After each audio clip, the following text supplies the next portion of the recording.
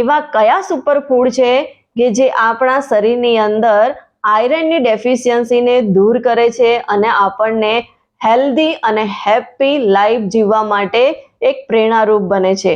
તો સૌથી પહેલા તો આપણે રોજ આપણા ખાવા પીવામાં સફેદ અથવા તો કાળા તલને શામિલ કરવા જોઈએ, કેમ કે એની અંદર ભરપૂર માત્રામાં આયરન હોય છે, સાથે સાથે એની અંદર કેલ્શિયમ પણ હોય છે, જે આપણને બધી જ રીતે આપણા હેલ્થ માટે ખૂબ જ ઉપયોગી હોય છે. અને આપણે રોજ 1 ચમચી આ પ્રકારે તલ લઈશું અથવા તો એના લાડુ બનાવીને, ચીક્કી બનાવીને પણ આપણે એનો યુઝ કરી શકીએ છીએ.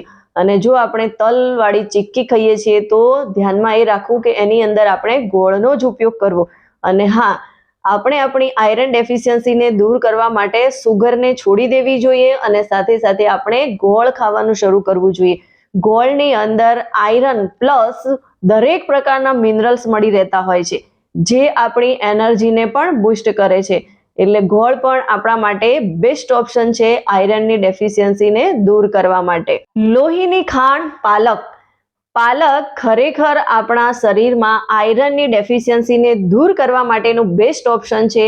100 ગ્રામ પાલકની અંદર 2.7 mg જેટલું આપણને આયરન મળી જતું હોય છે. અને આપણે જો એને લેમન જ્યુસ સાથે લઈએ છીએ તો એનું શોષણ ખૂબ જ સારી રીતે આપણા શરીરની અંદર થાય છે. ખૂન વધારવા માટેનું સૌથી ફેમસ સુપરફૂડ જો કોઈ હોય તો એ બીટ છે.